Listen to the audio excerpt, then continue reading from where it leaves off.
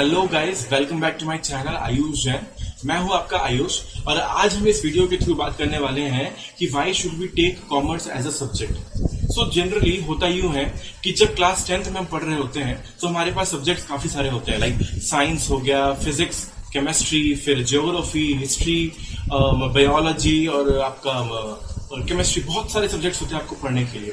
But दिक्कत क्या होती है कि जब हमें क्लास 11th में एज अ करियर अपॉर्चुनिटी हमें एक पर्टिकुलर स्ट्रीम चुनना होता है तो वहां पर हम फंस जाते हैं, क्योंकि हमारे पास ऑप्शंस 3 होते हैं, साइंस, कॉमर्स एंड आर्ट्स। सबसे पहले बात करते हैं हम साइंस की।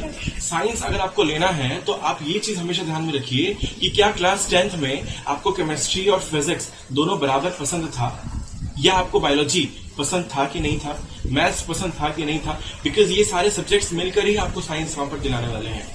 अगर आपको बायोलॉजी पसंद नहीं है तो you have to take maths as a subject. So यहाँ पर आपका ये बिल्कुल भी नहीं चलने वाला कि आपको फिजिक्स पसंद है बट केमिस्ट्री तो मुझे पसंद ही नहीं है, ऐसा आप बिल्कुल भी नहीं कह सकते। बिकॉज आपको केमिस्ट्री भी उतना ही पसंद करना पड़ेगा अगर आपने क्लास 11th में साइंस को स्ट्रीम लिया है।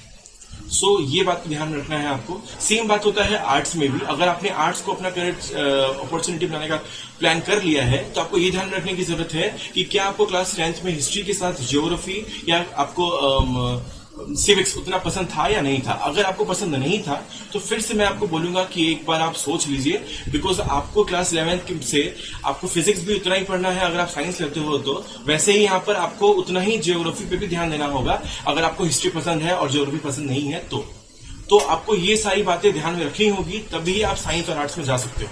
बट अब हम बात करेंगे एकमात्र सब्जेक्ट जो कॉमर्स, ऐसा सब्जेक्ट जो आपको क्लास 10th तक में कोई भी सब्जेक्ट नहीं याद दिलाएगा। क्लास 10th तक में आपने जितने भी सब्जेक्ट्स पढ़े हैं, क्लास 11 से एक भी सब्जेक्ट आपको ये ऐसा देखने को नहीं मिलेगा जो हम यहाँ पर 11 से कॉमर्स में पढ़े हैं।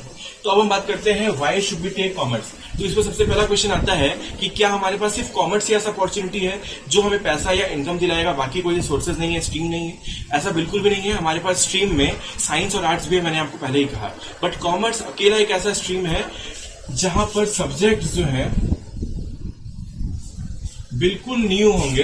ये सब्जेक्ट्स आपने क्लास 10th में बिल्कुल ही भी नहीं पढ़े हैं। जैसे आप अकाउंटेंसी की बात कर लो, आप इकोनॉमिक्स की बात कर लो, आप बिजनेस स्टडीज की बात कर लो, एंटरप्रेन्योरशिप की बात कर लो, ये सारे सब्जेक्ट जो है आपके लिए बिल्कुल नए होंगे, क्लास 10th तक में आपने बिल्कुल भी नहीं पढ़ा होगा। तो पहला एक ही पॉइंट है जो हमें ध्यान रखने की जरूरत है और वो है कि स्कोप एंड लाइन्स। ये स्कोप का मतलब है फ्यूचर।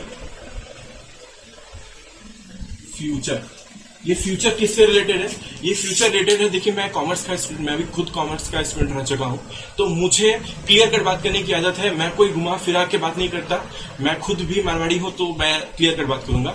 यहां पर हम सिर्फ एक चीज पे फोकस करते हैं, कोई भी हो, चाहे वो साइंस हो, चाहे कॉमर्स हो, चाहे आर्ट्स हो। बंदे जब पढ़ाई कर रहे हैं तो वो एक ही चीज पे फोकस करते हैं, इनकम, मेरा पैसा कितना कमाऊंगा। तो यहां पर अगर आप पैसे की बात करें तो फ्यूचर में आपके पास पैसे की कोई कमी नहीं आने वाली है अगर आपने अच्छे से पढ़ाई किया है कॉमर्स सब्जेक्ट को, बिकॉज ये है ही मनी से रिलेटेड। सारे कॉमर्स के जितने भी सब्जेक्ट्स हैं सब अल्टीमेटली कहीं ना कहीं अकाउंट्स और आपका बीएसटी या इकोनॉमिक्स, आपको सब कहीं ना कहीं पैसे पर ही जाके अटकाएंगे। तो ये आपके लिए सबसे फेवरेट सब्जेक्ट आपका बन सकता है अगर आप इसको चाहते हो तो। इसके अलावा हम बात करते हैं लाइंस की। तो फ्यूचर तो आपने समझ लिया कि फ्यूचर हमारा ब्राइट है अगर मैं कॉमर्स लेता हूं तो, क्योंकि यहाँ पर पैसे की कमी बिल्कुल नहीं होगी और लोग जनरली जब भी पढ़ाई करते हैं तो यही सोचते हैं कि मेरा इनकम क्या होने वाला है।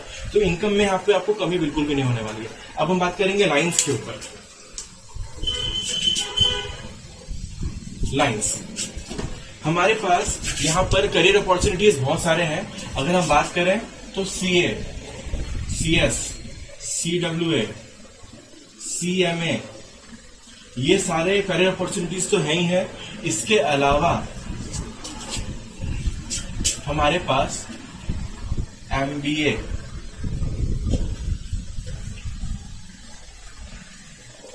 बीकॉम, एमकॉम, पीएचडी, डीएलएड, ये सब अपॉर्चुनिटीज भी हैं। इसके अलावा हमारे पास बैंकिंग सेक्टर, ये सारे अपॉर्चुनिटीज हमारे पास हैं जो कॉमर्स के बाद आप कर सकते हैं। ये अल्टीमेटली पूरा स्कोर बनाता है कॉमर्स सब्जेक्ट के लिए। तो उम्मीद करता हूं कि आपको ये वीडियो बहुत पसंद आया होगा। इसमें हम लोगों ने यही फोकस किया है कि आप कॉमर्स क्यों लें, और यहाँ पर इस कॉमर्स के अपॉर्चुनिटीज बहुत सारी हैं। लगभग आप सारे सेक्टर्स पे आप जाइए, कहीं ना कहीं आपको कोई ना कोई बंदा मिलेगा। आपको डेली वाइज आपको कहीं ना कहीं बैंकिंग सेक्टर का यूज पड़ता ही पड़ता है।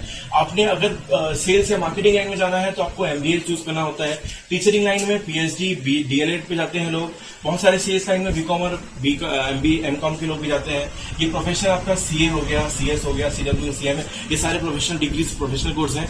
इंपोर्ट और एक्सपोर्ट में भी आता है, एक्सपोर्ट एंड इंपोर्ट, ये सब में भी आप सर्टिफाइड कोर्स कर सकते हैं, जिससे कि आपको एक अच्छा बेटर अपॉर्चुनिटी मिल सकता है। तो उम्मीद करता हूँ आपको ये वीडियो पसंद आया होगा, और अगर वीडियो पसंद आया होगा तो इसे लाइक जरूर करें। और क्लास 10th के बाद क्लास 11th और 12th की मैं अकाउंट्स, BST और इकोनॉमिक्स की वीडियोस भी यहाँ पर टॉपिक वाइज चैप्टर 1 से बनाने वाला हूँ। तो स्टे ट्यून्ड और मेरे वीडियोस को सब्सक्राइब और लाइक और शेयर जरूर करिएगा। Thank you.